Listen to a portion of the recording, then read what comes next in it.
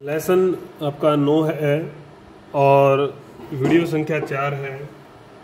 हम पढ़ रहे थे औद्योगिक क्रांति।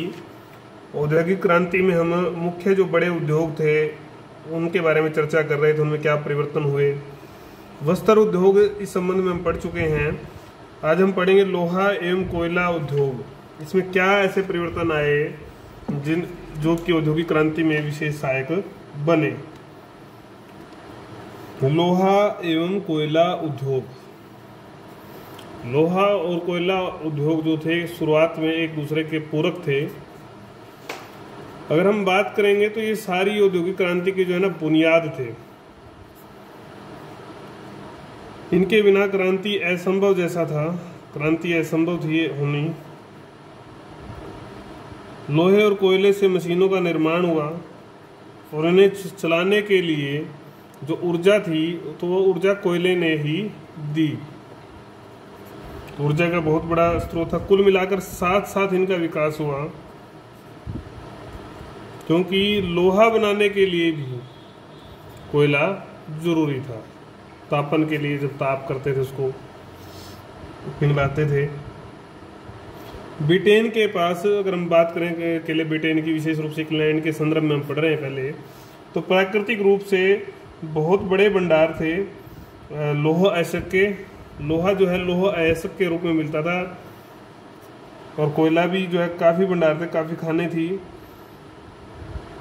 1700 ईस्वी तक हालांकि ज़्यादा उपयोग नहीं कर पाए। योग्य जो है लोहा या बढ़िया लोहा जो है ये यूज़ नहीं कर पाए, कमी थी।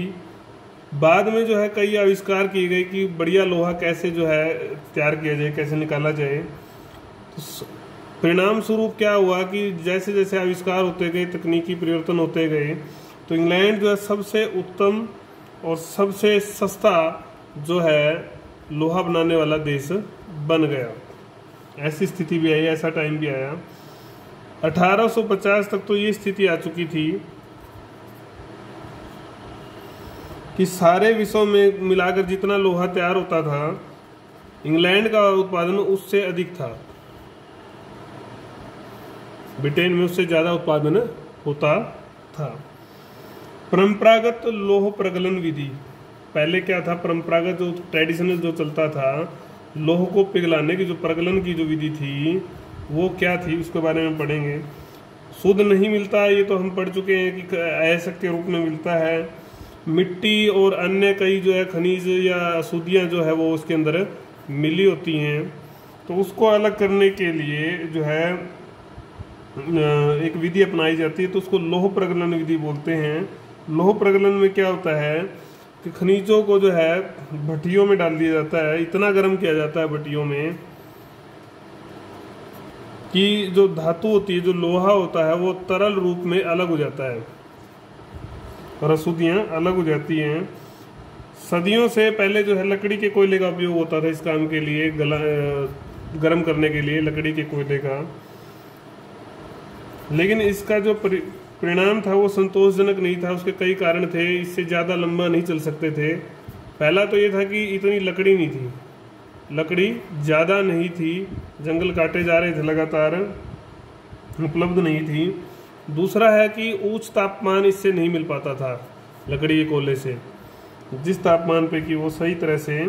तो इस सारे से उत्तम जो लोहा है वो बनाना संभव नहीं हो पा रहा था। तो इसलिए इस परंपरागत विधि में सुधार जो है जरूरी था, समय की मांग थी। तो क्या सुधार किए गए उनका वर्णन आज हम इस वीडियो में करेंगे। तो पहला जो सुधार था वो था कोक का प्रयोग। लकड़ी की कोयले की जगह क्या आया, कोक का प्रयोग आया।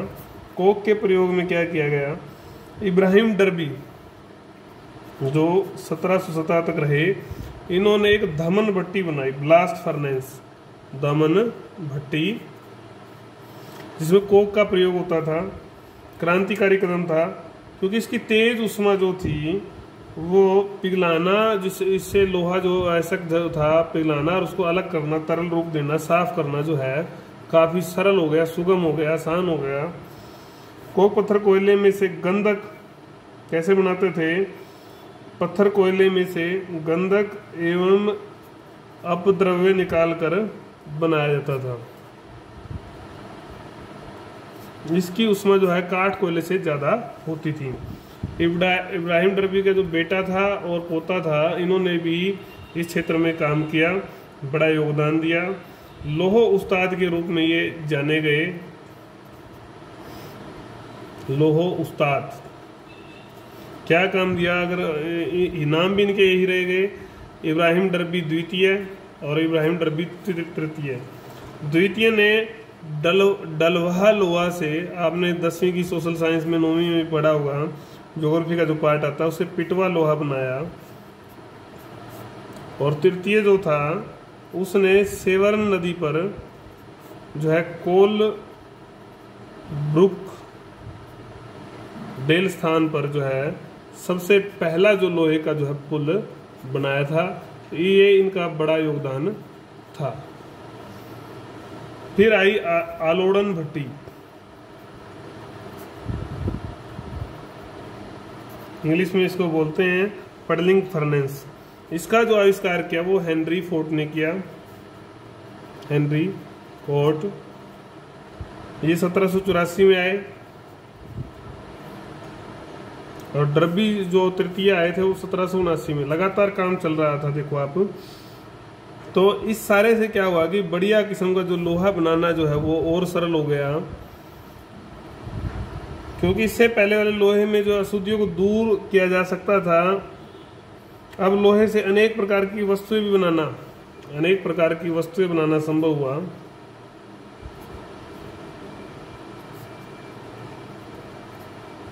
अब क्या क्या बनना शुरू हो गया था, पाइपें, पानी की टंकियां, कुर्सियां, सेवन नदी पर पुल भी बनाया गया इसी लोहे से। तो इस कारण से जो मांग और उत्पादन दोनों में ये जब उपयोग इसके ज़्यादा बढ़ गए तो आश्चर्यजनक जो है वृद्धि दर्ज की गई उस समय में। तीसरा मामला जो सर्वोत्तम मामला था, जो बहुत ही आविष्कारक जो चीज़ थी, वो थी इस्पात विधि आ गई। क्या आ गई? इस्पात विधि, स्टील टेक्निक आ गई। अब क्योंकि जो स्टील था वो हल्का, मजबूत, जंगरोधी, जंग नहीं लगता था, जर नहीं लगता था आपकी भाषा में, लचकदार, इतनी ज़्यादा इसमें विशेषताएं थी, इसके कारण से लोगों ने ज़्यादा स्टील का यूज शुरू जो है कर दिया। इस्पात का निर्माण कैसे किया जाता था? लोहे को साफ करके उसमें कार्बन, मैग्नीज मिलाकर। परंतु जो इस्पात निर्माण की जो ये विधि थी शुरुआती दौर में, ये काफ़ी महंगी थी। हेनरी बेसेमर आए 1856 में।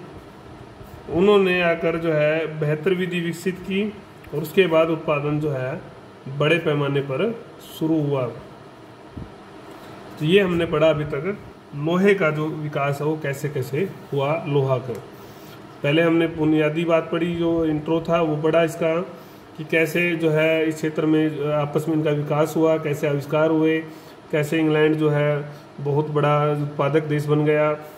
फिर परंपरागत लोहा प्रगलन विधि क्या थी, फिर उसमें कोक का प्रयोग आने से क्या परिवर्तन आया, आलोड़न भट्टी से और इस्पात विधि से।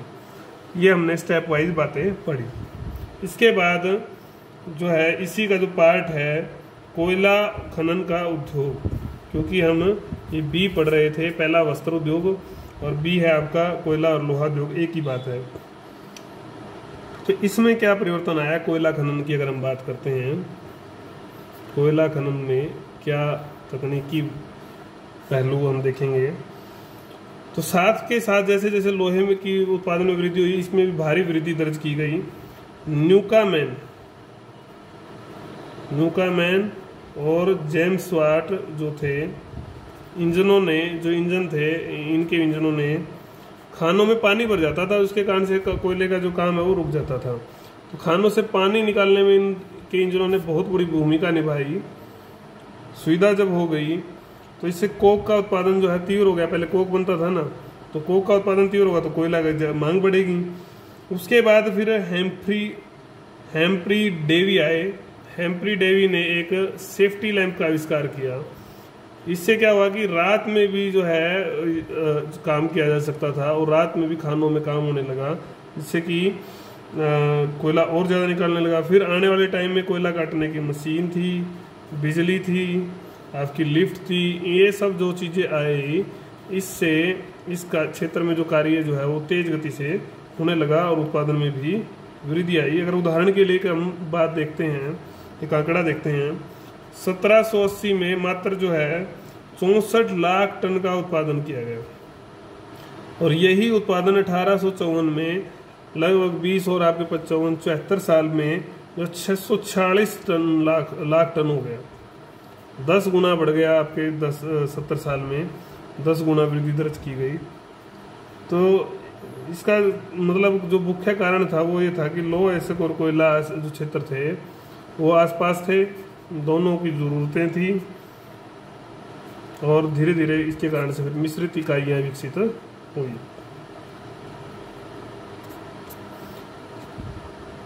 तो ये हमने पढ़ा आज लोहे और कोयले के बारे में।